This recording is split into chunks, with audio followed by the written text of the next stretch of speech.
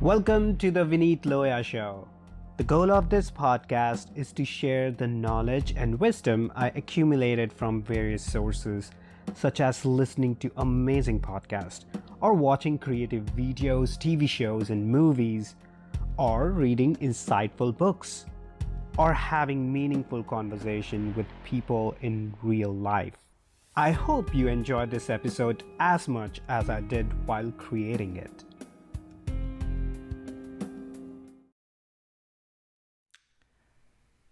Hi. For past few days, the things in the US have been really strange. If you are living in the United States, and unless you are living in a bubble, you must have noticed one of the police in Minneapolis has choked a black guy. And you could see the hatred from that cop's eyes. While he was choking, he was literally looking into the camera. And while people around who were shooting the video, they were asking him to let the guy breathe, he simply kneeled his knee on George Floyd's neck until he died.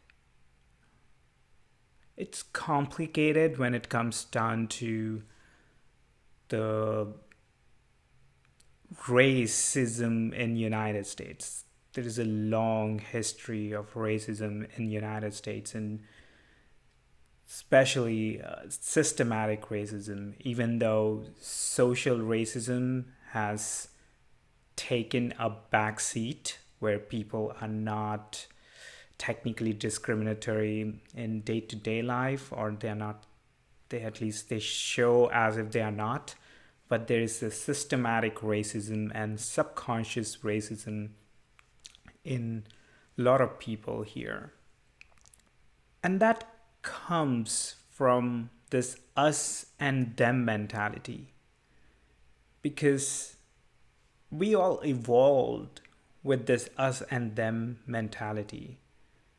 It's that tribal mentality where our tribe is superior, our tribe can do nothing wrong, and their tribe is inferior, or their tribe is always wrong.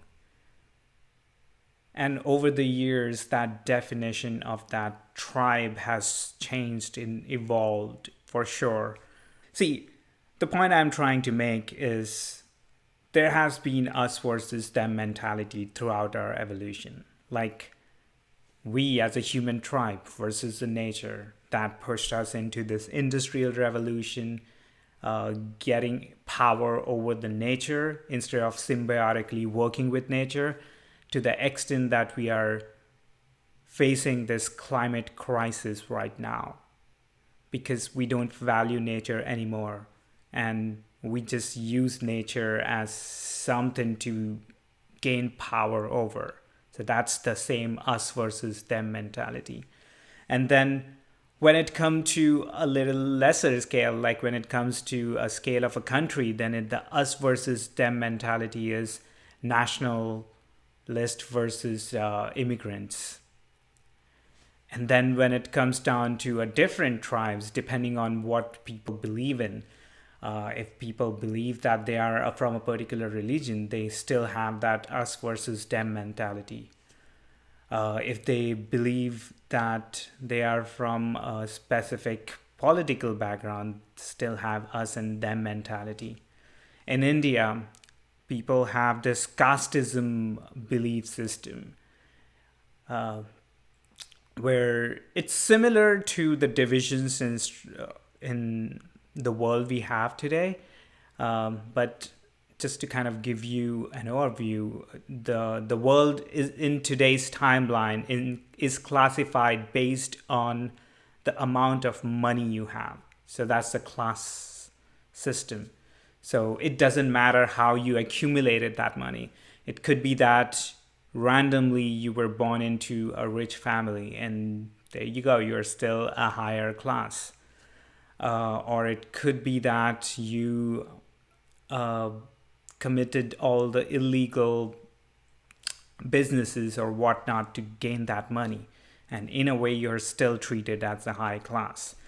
Again, questionable depending on what type of illegal business. If you do something like illegal drugs, then you're scumbag. But if you do illegal stuff as if playing with other people's money by conning them, then you could be rewarded, as a white collar criminal, or even could be rewarded as a president for that matter. But it's still the same thing. The class system is defined based on the amount of money you possess. And likewise, in India, the caste system is, or was, or still is in many cases, dependent on the work you do. So that's the whole karma thing.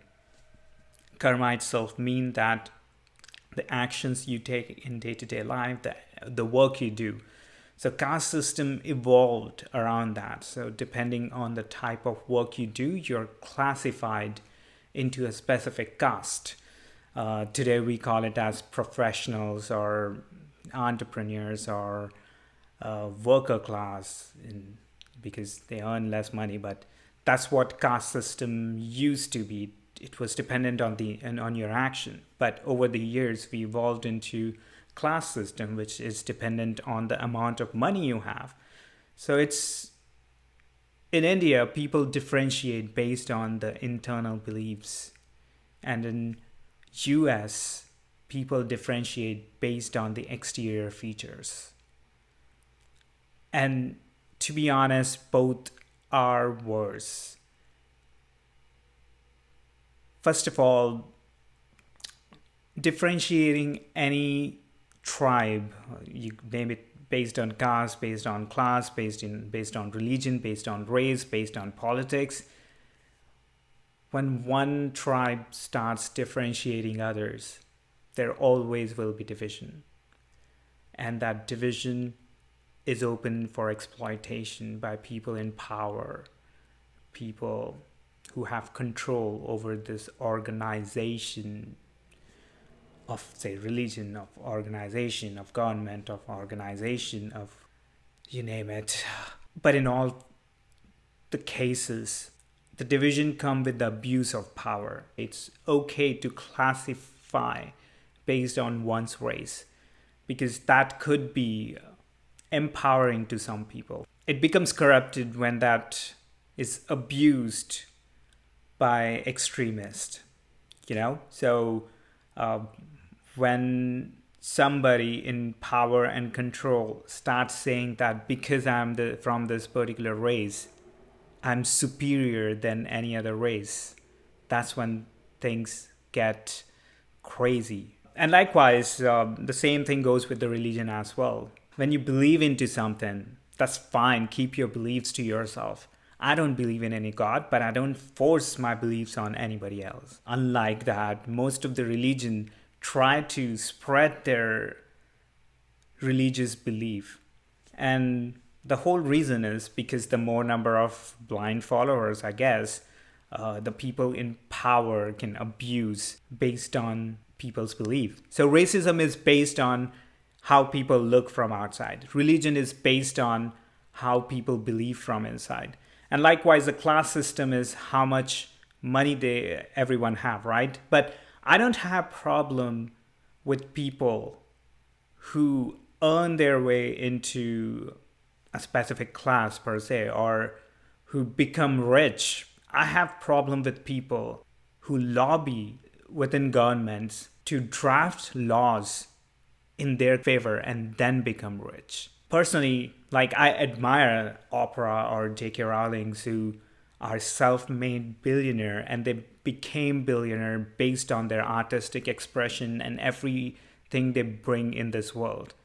But at the same time, we have people like Koch brothers who are literally changing the laws in their favor so that they can get more money out of government. If that's not abuse of power, if that's not corrupted form of classism, then I don't know what is. In the ideal society, government is not acting as a mediator. Government is acting as a gateway. Government is not writing laws to favor one or the other class, caste, class, whatever. Government is just doing the right thing because it's a collection of all the people. That would be an ideal society. And in that ideal society, when an entrepreneur creates a product or a service, and when people automatically gravitate towards that product and service and they become rich, that's the most satisfying way to become rich. I mean, anyone could become rich if they know the inside information. Anybody can become rich if they have power to create laws in their favor. What is the satisfaction in that anyways? And I guess that's why most of the people who become rich in that way are not happy. They are deeply unsatisfied because they didn't earn that money. They just kind of corrupted the system in their favor. I have more respect for people who earn their money, who put in the work. And on the same line, casteism is very similar. Casteism has been dividing people for past thousands of years in India. And based on this BS argument that you're born into a caste. Caste system itself was created to classify this society based on the work you do, based on the value you give to the society. So there was a good way to classify people based on whatever you want to do. But over time, it became so corrupted that it started differentiating people from lower caste. The point I'm making is this us versus them mentality is within us. Then the next question is, what can you do? What can I do personally so that we don't act from this tribal mindset at all? In fact, we correct ourselves. In fact, we become so aware and so humble that we include everyone into our tribe instead of excluding people from our tribe. One of the tweets I came across today, I wish I remember the author of that tweet, but shout out to her. But the tweet itself was beautiful. She tweeted that when you squeeze a lemon, you get a lemonade. When you squeeze an orange, you get an orange juice. So basically, whatever is inside you comes outside when you're exposed to stress, when you're exposed to crisis. And that's what is a beautiful message, that people who act from this racism or casteism or classism or any kind of hatred, they act from it because they have hatred in their heart or in their mindset. And whenever they're exposed to any kind of stress or crisis, their hatred is out and open. And in the past 4 or 5 days, people were targeting Black communities and specific Black individual, in fact. And you can see the reason why they do that is they have this subconscious hatred and bias towards one community over the other. I feel that we all grow up with these biases, right? Like even growing up in India, I had this bias against other religions, bias against other castes, biased against even class, like people who are poor. And I'm still fighting some of those biases within me. But at the same time, how quickly you adapt from that older pattern to the newer pattern and be compassionate and include that individual and that community within your tribe is the key. Because if you keep on adding or behaving with that bias, you will actually generate more hate within. It is a vicious cycle to begin with. And one of the things which I do, and I hope like everyone who want to come out of this biases can do, is to first become aware of their biases, to question themselves whenever they have any bias against any person or any community. Why exactly are they expressing that bias? And it takes a lot of courage to do that, because we want to prove ourselves right so much. That's the ego within us, that it want to be proven right all the time. And that's why we look up for confirmation for our bias. So it takes a lot of courage to act against that and question our own beliefs and our own bias. And once you do that, you will filter out all the BS, and you will see the connection between you and the other community, other individual. And to even expand that connection between you and the nature, the animals, the plants, everything, in fact. And that's an age-old message, right? Like, we all are connected, we all are one.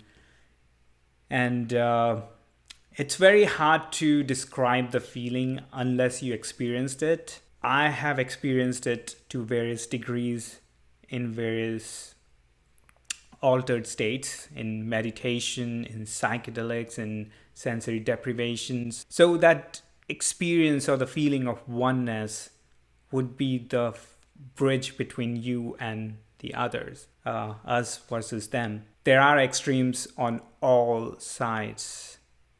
And between all of these extremes, we have to find love and humor.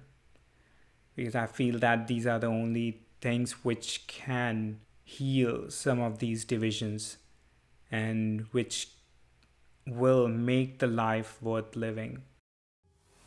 Thanks for listening. I hope you find our one-sided conversation valuable. Kindly share it with people in your life. I would love to hear back from you. You can find me on Twitter and Instagram at Vineet Loya. Also check out my website vineetloya.com. Enjoy rest of your day and stay peaceful.